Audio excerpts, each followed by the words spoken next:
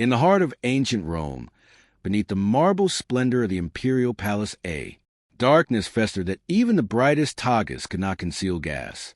Julius Caesar Augustus Germanicus, known to history as Caligula, ruled as emperor from 37 to 41 AD, a man whose name became synonymous with madness, cruelty, and unfathomable excess, while the public saw a young ruler ascend into power with promise behind closed doors. Caligula indulged in habits so strange, so perverse, that they shocked even the most jaded senators of Rome. From whispered tales of debauchery to acts of unthinkable violence, his private world was a labyrinth of obsession and terror.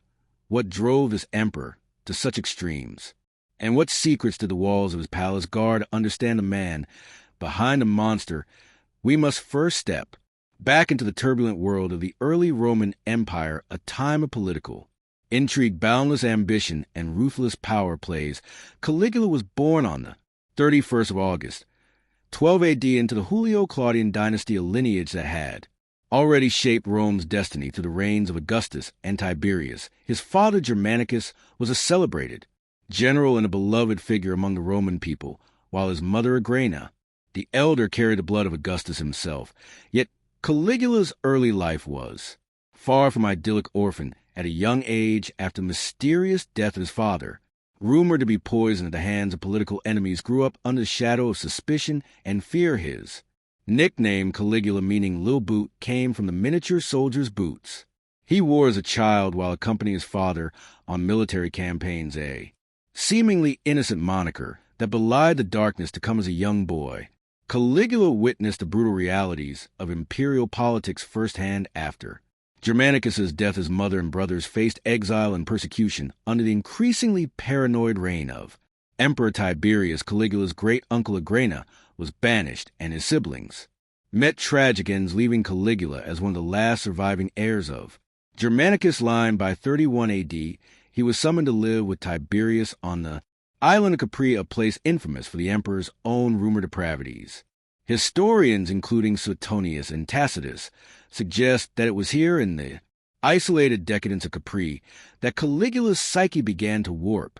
Surrounded by sycophant slaves and the whispers of Tiberius's own perverse indulgences, a young man learned not just to survive, but to thrive in a world where power was both a shield and a weapon. What lessons did he absorb in those shadowy villas, and how did they shape the emperor he would become when Tiberius died in 37 AD? Caligula, at the age of 24, ascended to the throne with the support of the Taurian Guard, and the Senate hailed as a breath of fresh air. After the oppressive gloom of his predecessor, the Roman people rejoiced, seeing in him the promise of his father's legacy, a return to glory and benevolence. In the early months of his reign, he pardoned political prisoners, abolished unfair taxes, and staged lavish games to win the crowd's adoration. But beneath this public facade, a storm was brewing behind the gilded doors of the imperial palace. Caligula began to reveal a side of himself that few could have anticipated. Whispers emerged of late-night banquets that descended into orgies of excessive, strange rituals performed in secret chambers, and of a growing obsession with his own divinity. Was this the behavior of a man wrying in newfound power, or the unraveling of a mind already fractured by years of trauma and betrayal? The historical record, though often colored by bias and exaggeration, paints a vivid picture of Caligula's private world through the accounts of contemporary writers like Suetonius, who chronicled the emperor's life in lurid detail. While some tales may be embellished products of political propaganda by enemies eager to tarnish his name, there is enough consistency across sources to suggest that Caligula's habits were, at the very least, deeply unsettling, from his alleged incestuous relationships with his sisters to his fixation on theatrical displays of cruelty. The emperor's behavior behind closed doors became a source of both fascination and horror. Even Philo of Alexandria, a Jewish philosopher who met Caligula during an embassy to Rome, described him as a man consumed by caprice, capable of shifting from charm to menace in an instant. What drove these strange habits, and how did they reflect the inner turmoil of a man who held the power of life and death over an empire? As we delve deeper into Caligula's story, we must navigate the fine line between myth and reality, piecing together the fragments of history to uncover the truth about his private life in the coming parts. We will explore the cultural and political context of his reign, the escalating tensions that fueled his paranoia, and the shocking acts that define his legacy. For now, the stage is set. A young emperor thrust into a world of limitless power begins to unravel in ways that would leave an indelible mark on history. The doors of the palace are ajar, and the secrets within beckon us to step inside if we dare. The Roman Empire in the early 1st century AD was a colossus of contradictions, a sprawling realm of unparalleled wealth and culture, yet teetering on the edge of chaos. With every shift in power under the Julio-Claudian dynasty, Rome had transformed from a republic into an autocracy where emperors wielded godlike authority and the Senate, once a bastion of democratic ideals, became a mere echo of its former self. It was into this volatile world that Caligula was born, a child of privilege and tragedy, whose early life was marred by loss and suspicion. To understand the strange habits that would later define his reign, we must first unravel the forces that molded him, family politics, and the suffocating weight of imperial expectation. How did a boy who once charmed soldiers with his tiny boots become an emperor whose name would evoke dread?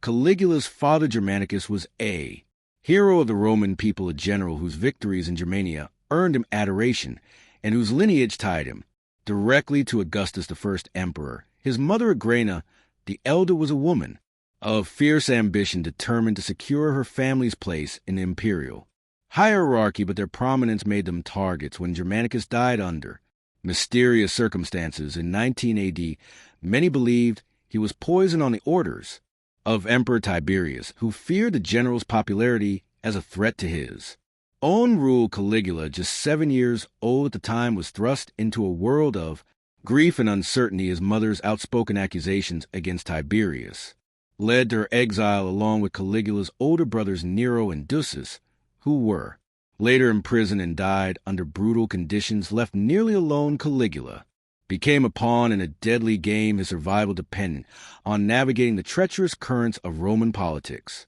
By 31 AD, Caligula's fortunes shifted when Tiberius, perhaps out of necessity or lingering familial obligation, summoned the young man to join him on the island of Capri. This isolated retreat, perched on cliffs overlooking the Tyrrhenian Sea, was both a sanctuary and a prison, a place where Tiberius retreated from Rome's prying eyes to indulge in what many historians describe as a life of debauchery. Ancient sources, particularly Suetonius, paint a lurid picture Capri under Tiberius' secret grotto, filled with explicit art, young boys and girls exploited for the emperor's pleasure, and a court steeped in paranoia and excess. While some of these accounts may be exaggerated by later writers eager to vilify Tiberius, there is little doubt that Caligula, now a teenager, was exposed to a world far removed from the stoic virtues of traditional Roman upbringing.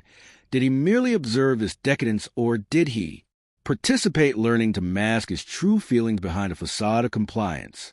Historians suggest that Caligula honed a dangerous skill during these years, the ability to conceal his emotions, to flatter and manipulate, even as he harbored resentment for the man who had destroyed his family when Tiberius died in 37 AD, possibly hastened by foul Pleom whisper that Caligula himself, or his ally Macro of the Taurian Guard, smothered the old emperor with a pillow. Rome greeted its new ruler with hope. At 24, Caligula was young, charismatic, and tied to the beloved memory of Germanicus's early acts as emperor reinforced this optimism. He recalled exiles, burned records of treason trials, and distributed generous bonuses to the military. The Senate, weary of Tiberius's tyranny, bestowed upon him unprecedented honors, while the masses cheered at the lavish spectacles he funded. Yet beneath this public benevolence, cracks began to appear.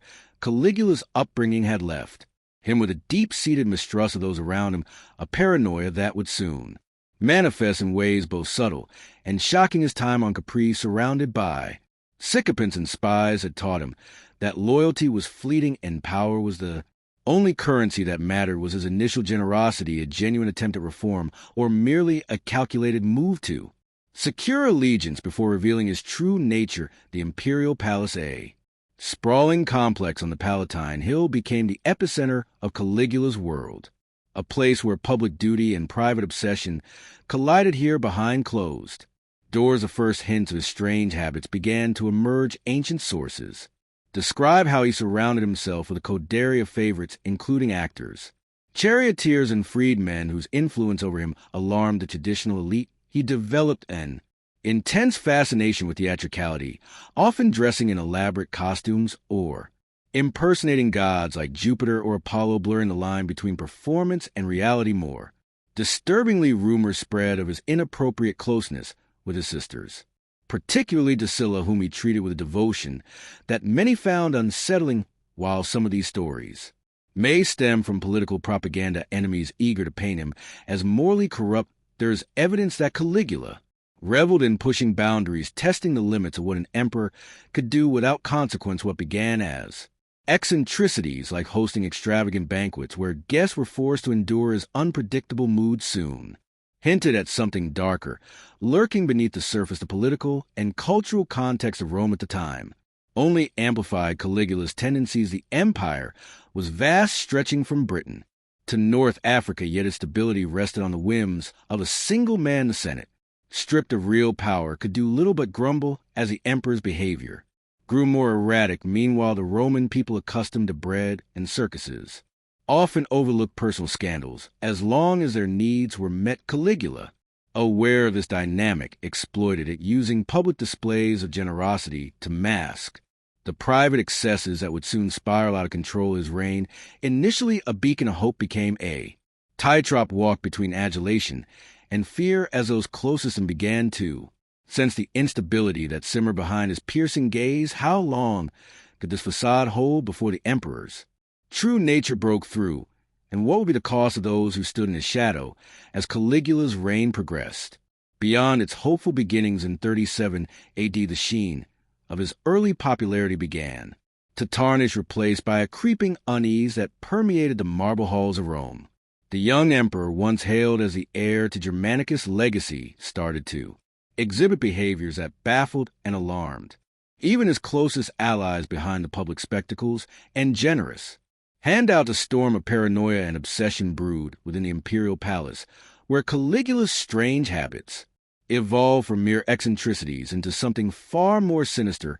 What had once been whispers of oddity, costumed performances as gods, or excessive banquets grew into tales of cruelty and caprice that left senators trembling and the Roman elite questioning whether their emperor was a man or a monster. How did this shift occur, and what forces fueled the rising conflict that would define his rule? The seeds of Caligula's paranoia were sown long before he dawned.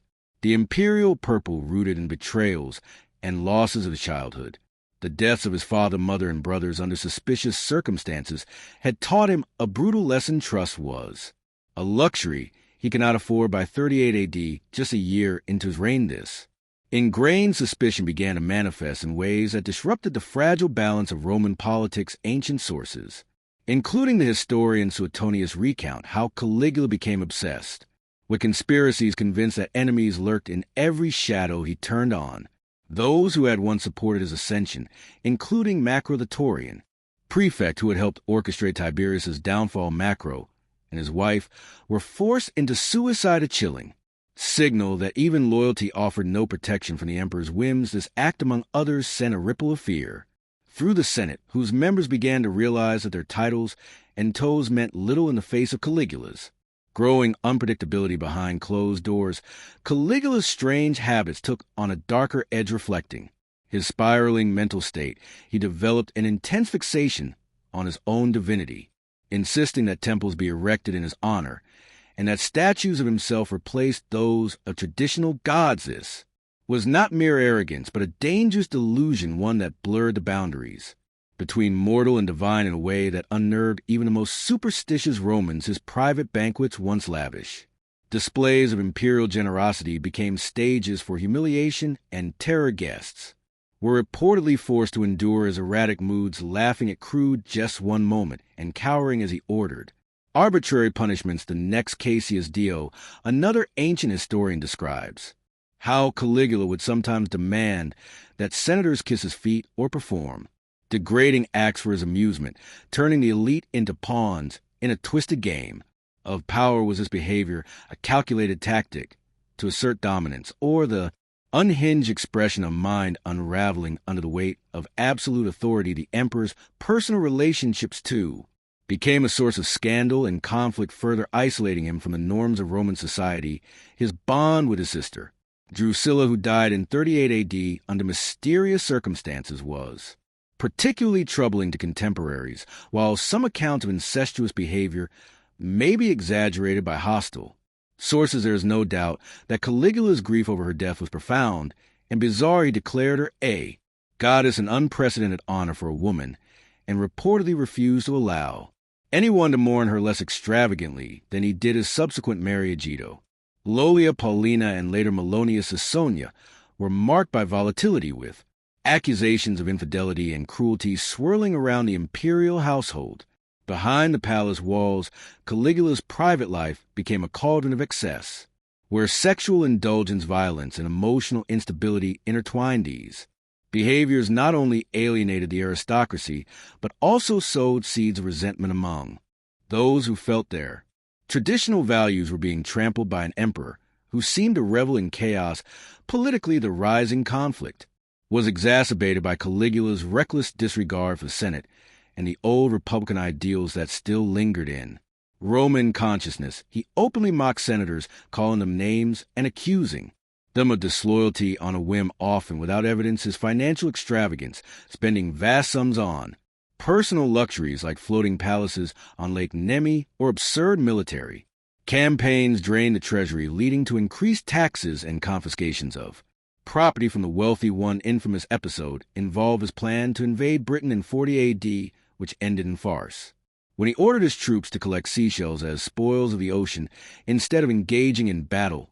Such actions, whether born of madness or mockery, humiliated the military and further eroded his credibility. The emperor's erratic decisions created a vicious cycle. The more he alienated those around him, the more paranoid he became, convinced that every slight or whisper was a prelude to assassination. The tension in Rome reached a boiling point as Caligula's behavior behind closed doors began to spill into the public sphere, making it impossible to ignore.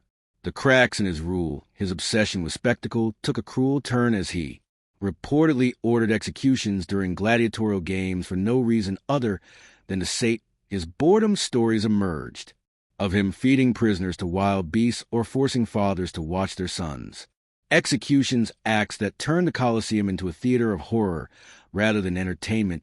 Even the Taurian Guard, the elite force tasked with protecting the emperor, began to chafe under his unpredictable temper, sensing that their own lives hung by a thread. The city that had once cheered Caligula's name now buzzed with unease as citizens and senators alike whispered of a ruler who seemed to delight in their fear.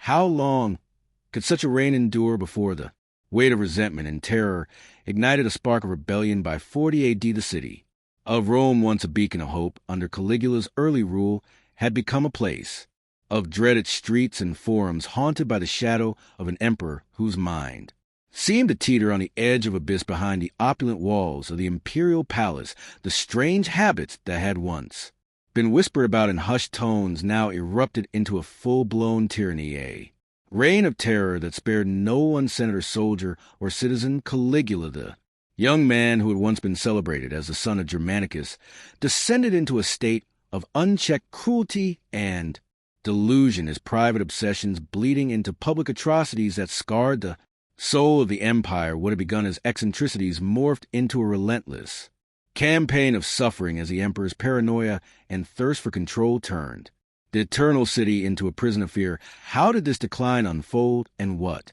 toll did it take on those trapped in his orbit? Caligula's later reign was